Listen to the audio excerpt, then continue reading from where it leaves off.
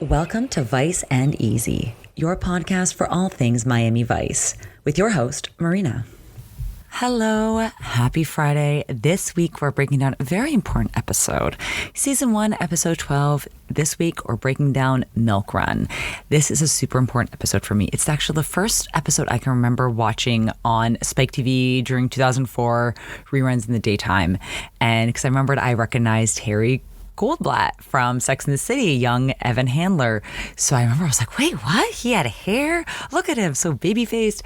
And I just remember the last couple minutes of the episode were just so different from what I had seen. To see a grown man, a man as cool as Don Johnson, just be as exasperated emotionally and heartbroken. And to see that on television, a man crying in the 80s, I love that. So this week, let's break it down. So we open up Milk Run with, naturally, at an airport. So the definition of a milk run just kind of means a short, routine, or uneventful flight, basically kind of referring to the routes that milkmen had. It's also a wartime thing, so 100% I'm not quite sure on that. Please feel free to correct me, but this is what I found from Merriam-Webster. Short, routine, or uneventful flight. However, it is not that at all. So as we open up at the Miami International Airport, Crockett is doing a little bit of surveillance. He's sitting in the airport, reading a newspaper, kind of looking unassuming as Legs by ZZ Top is playing, when a beautiful girl drops something, bends down to pick it up, and there's a super iconic shot of her smiling as he, smiling through her legs. So basically she's kind of like bent over in half, kind of like doubled, like waving to Crockett, checking him out. He's smiling, waving back to her. Then we see two young gentlemen at the airport. For those of you who have not flown before 9/11, they are paying cash at the gate for a flight to Bogota, Colombia. I am surprised the gate agent and the guys weren't smoking and possibly drinking liquor at the same time, because the thought of just going up and paying cash for a ticket, I know that, gate agents are there to help you, but I've never even thought of buying a ticket at the gate agent since, 2004. Just not ever something that I don't even know if they can do that. I don't think they have change. I just wonder, I should try that. I should just go up to a gate and see if I could just buy a ticket somewhere. Why not? Let's try it out. But I think they'd just be so taken aback. But yes, it was a whole different world. The fact that you could go up to a gate where a plane was arriving and meet your friends or your family as they exited the plane, just imagine that. Just walking in, maybe going through security, maybe not. Just walking right in and waving somebody off or welcoming somebody back in, as opposed to like waiting outside, like in like the terminal, or different world. Smoking on an airplane, big seats, lobster, warm towels, free drinks, free food. Yeah, like I've flown on flights where I didn't have to pay for my meal, and where I put in that I was vegetarian and I had a hot vegetarian meal waiting for me.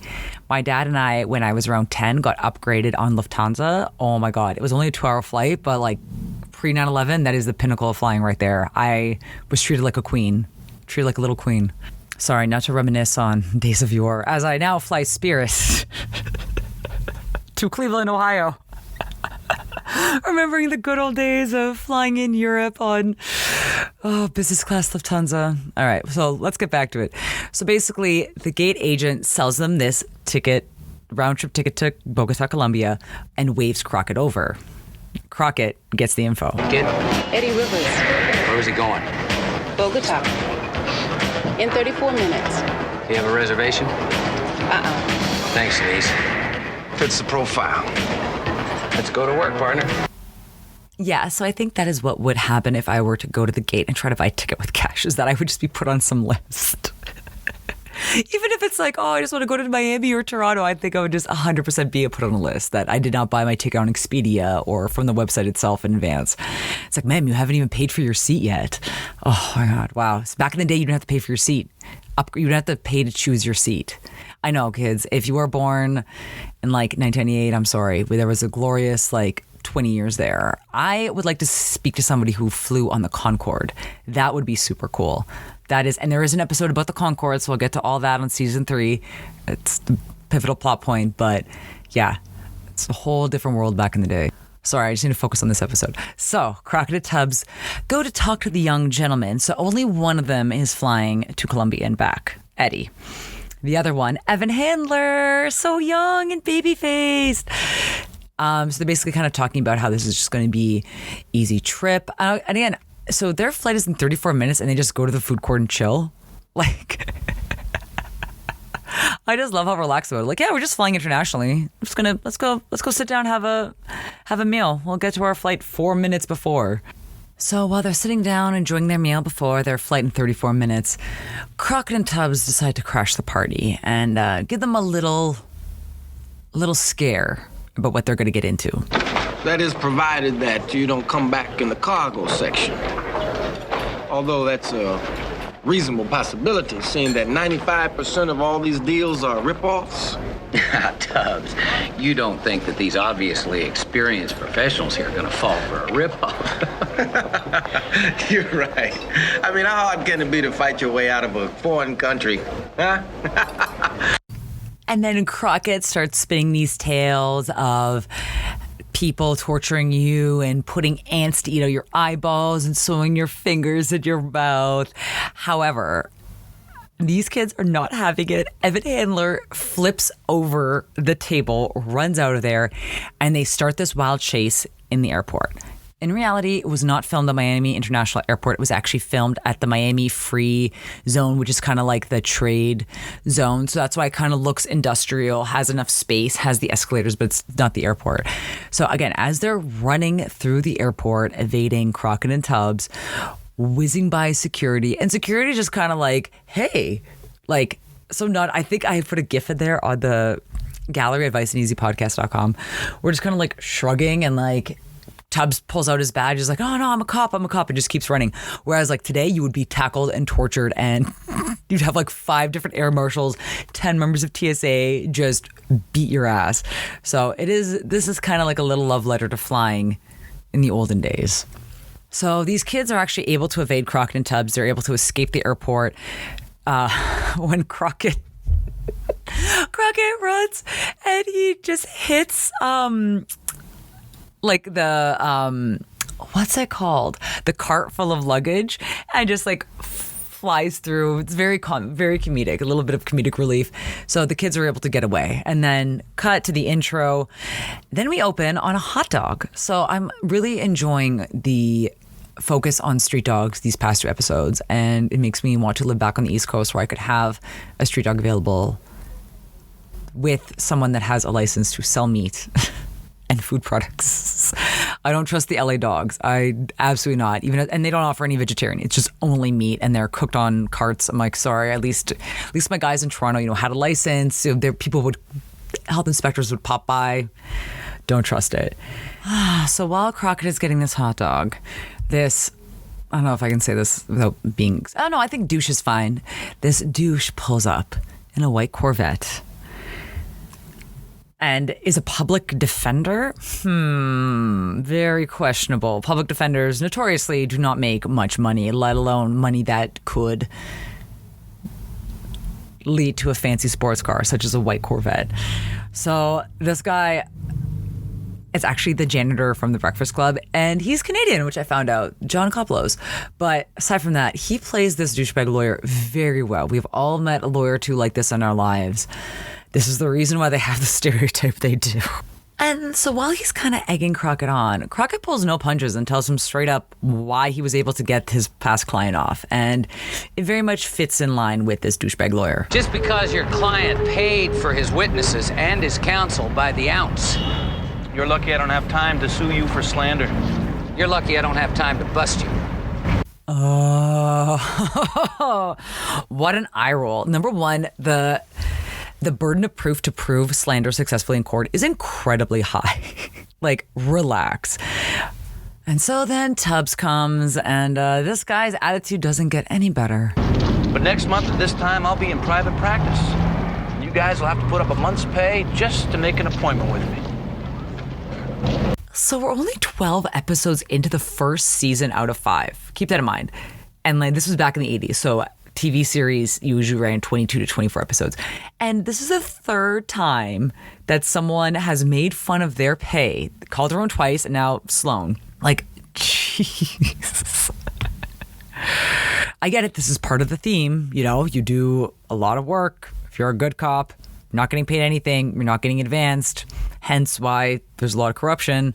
So they didn't really sugarcoat things in the 80s either. So as they leave Sloan, or Sloan drives off in his Corvette, Tubbs gives Crockett a little bit more background info. Basically, they did a background check on Eddie and Lewis. Lewis is Evan Handler. Sorry, I forgot his name when I was doing the first scene. And that they have no priors, but that Lewis has applied for a Florida driver's license. Actually, they're super easy. I got one, and I had no residency in Florida. I didn't have to prove anything. I just said where my friend's dad lived, and I got one. I was a U.S. citizen, so I don't even remember giving them my social. Like, it's super easy. Go to Florida right now and get a driver's license. That's my tip of the week. And so they also find out that they're scheduled to be on stakeout tonight. Croc gets another hot dog. This is actually a really funny bit because...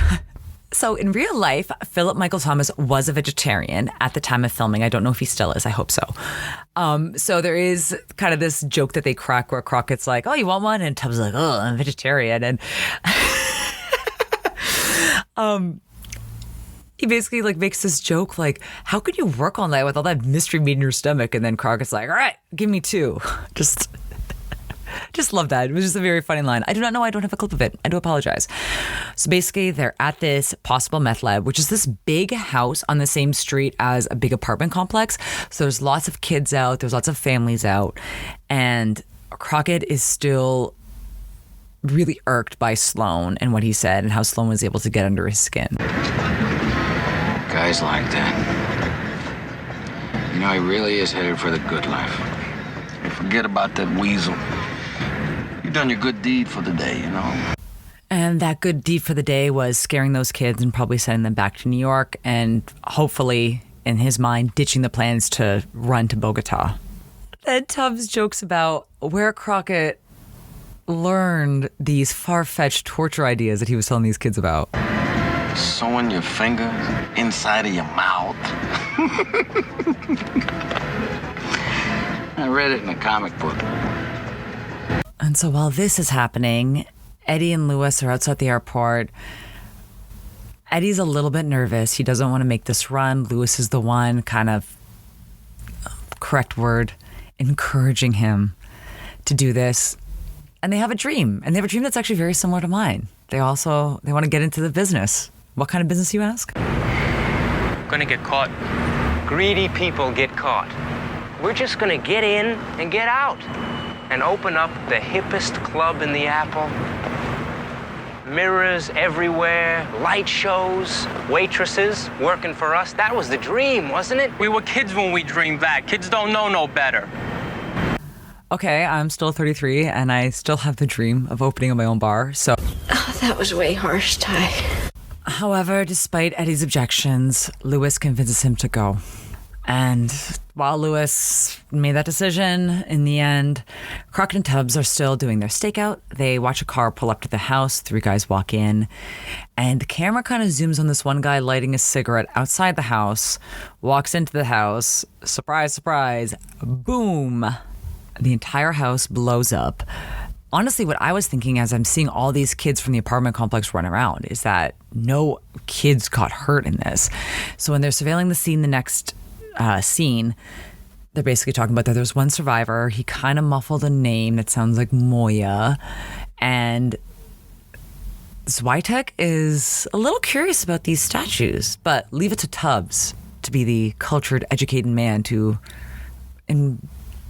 educate his friend. What is it with these statues, anyway? That's Chango, god of the Santeria. Religion popular in Colombia, actually originated in Nigeria. It's a little culture swag tape. Hang around a little bit. Some of them might rub off. Yeah?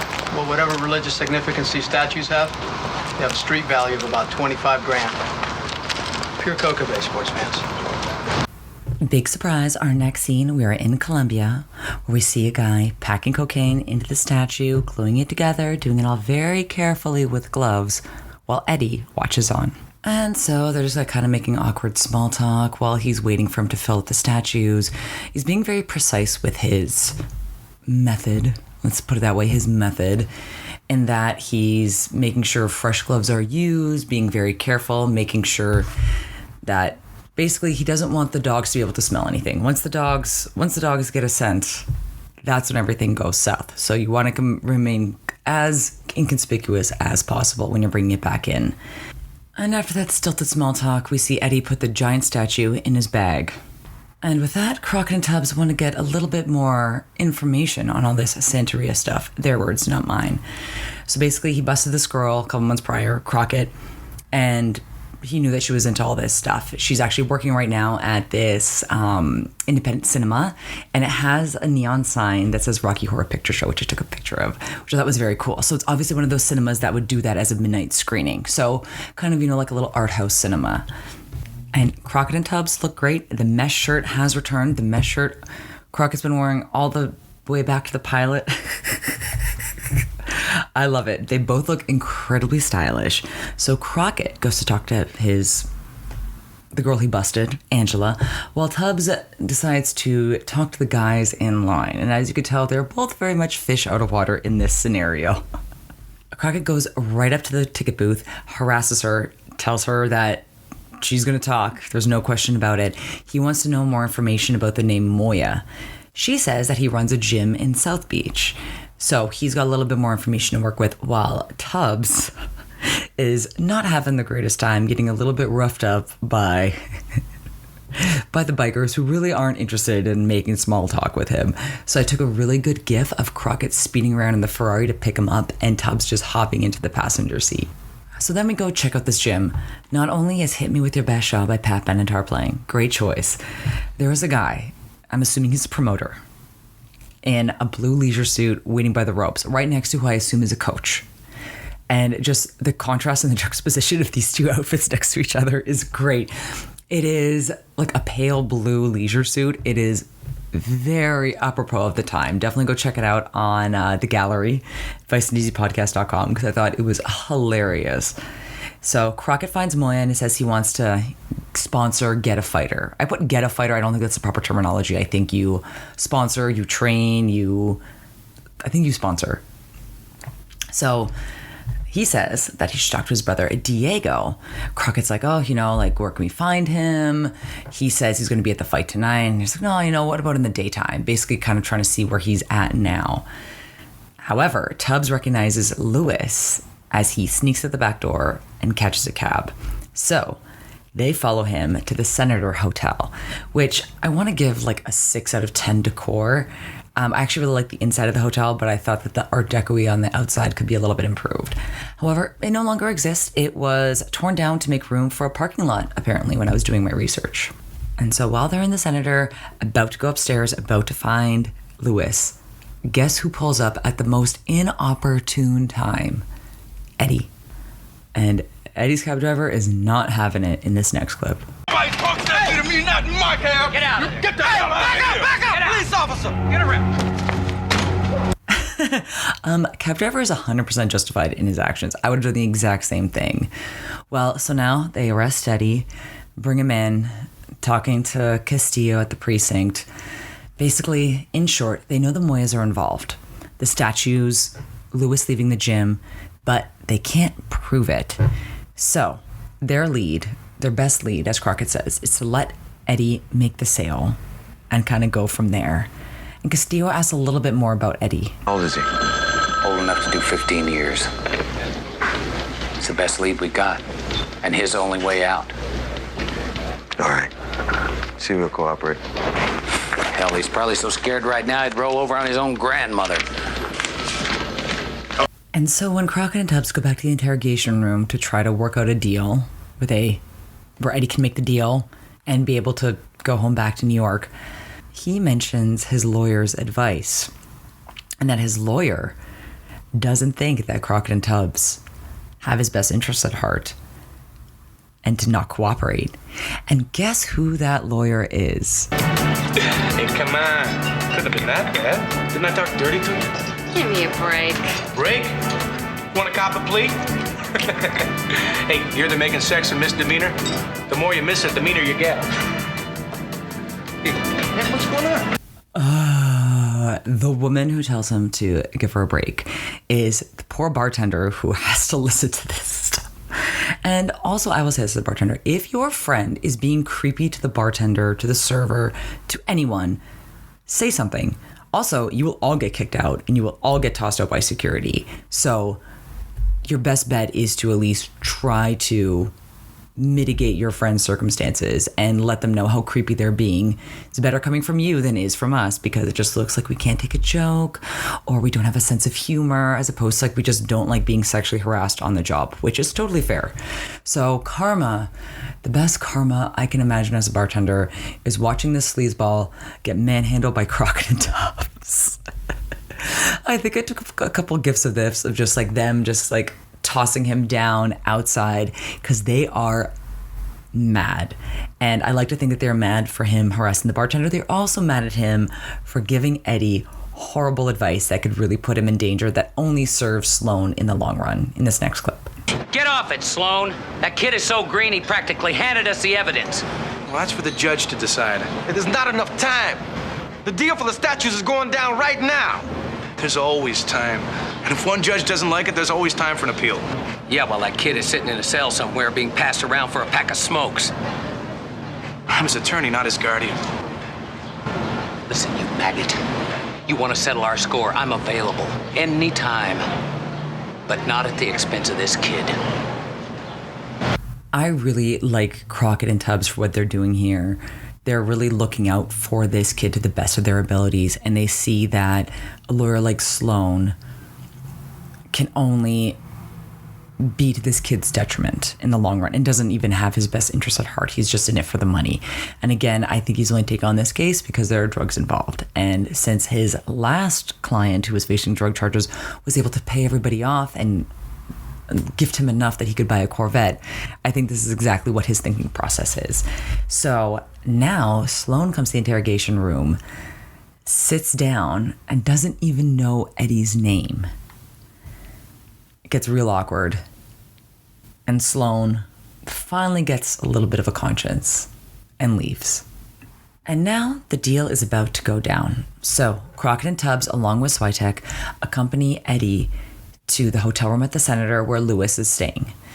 And outside the room, Crockett's giving him a little bit of a pep talk. Again, Lewis doesn't know that this is going down. This is just Crockett, Tubbs, and Castillo, and Switek's there for support, who have made this deal with Eddie. You weren't gonna hurt Lewis. Eddie, we're not planning to hurt anyone. We just don't know who else might be in there. Just do what you're told. Eddie goes in. Zito and Switek storm in, make sure there's nobody else in the room. Lewis is naturally pissed. Then Crockett and Tubbs come in. Crockett and Tubbs kind of explain the game plan. Obviously, Lewis is not really having it. Lewis is kind of a little bit upset that he snitched. But at the end of the day, Eddie really didn't have a choice. He did this plan because of Lewis. Lewis kind of left him hanging. He didn't really have an option. So I don't really think Eddie owes Lewis that much loyalty in this case. I think Eddie is completely justified to do whatever he needs to do so that they can get back home. However, Crockett has a little bit of advice for these first-time middlemen, sellers, not sure what to call them. These people may want to chit-chat before doing business. Keep the conversation short. You'd like to talk, but you got other appointments.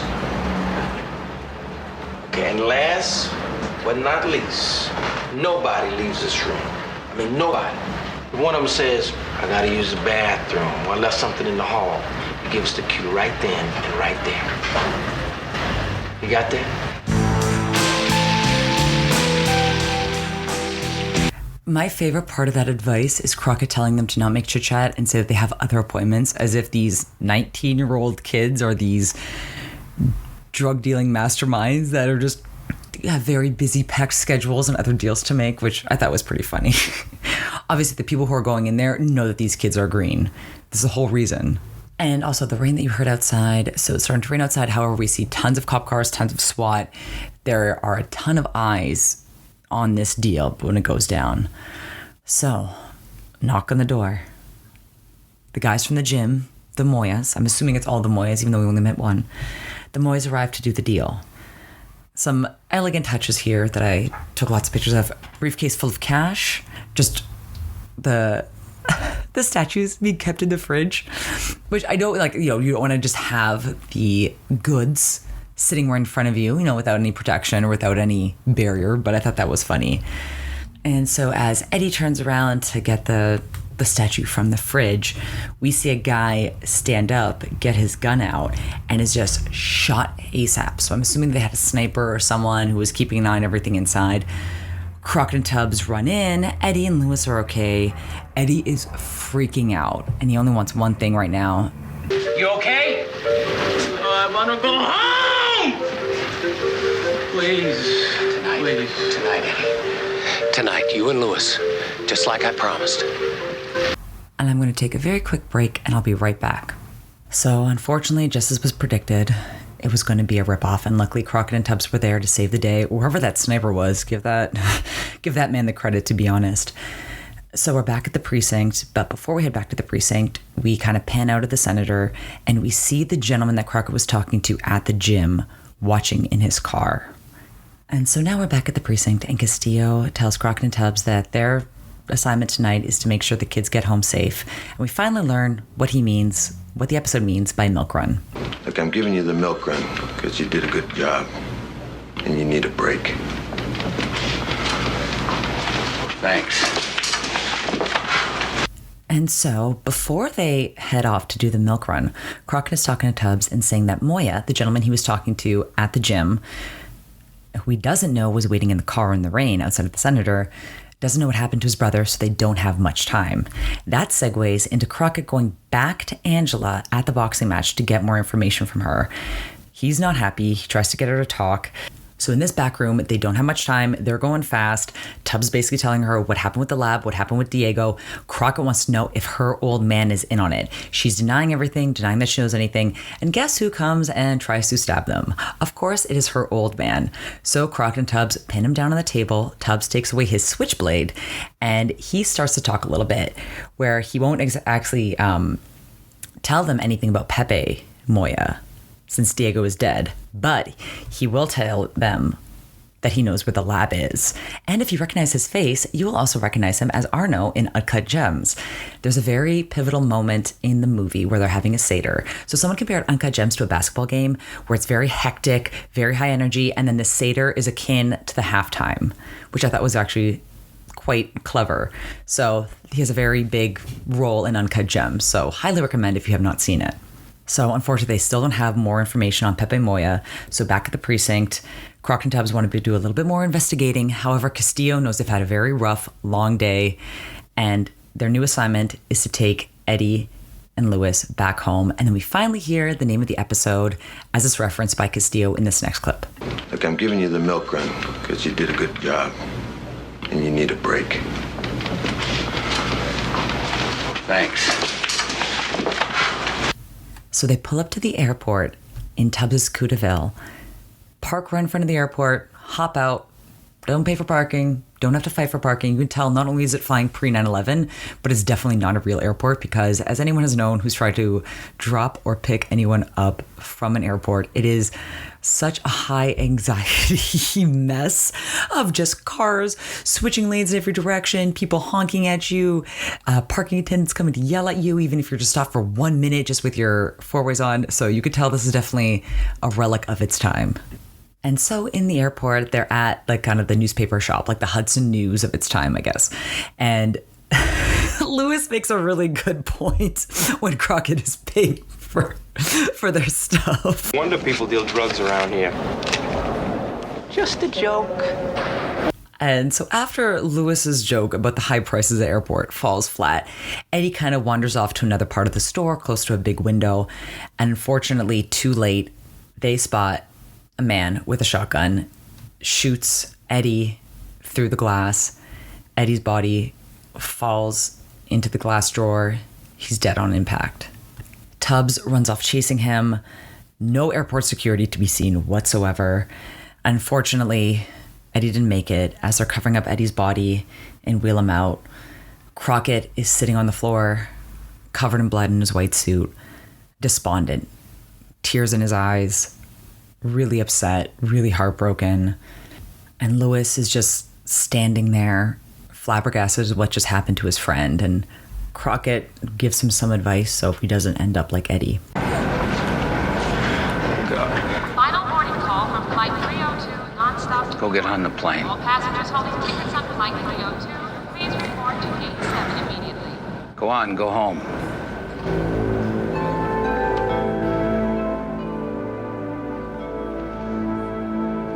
You think this is a joke?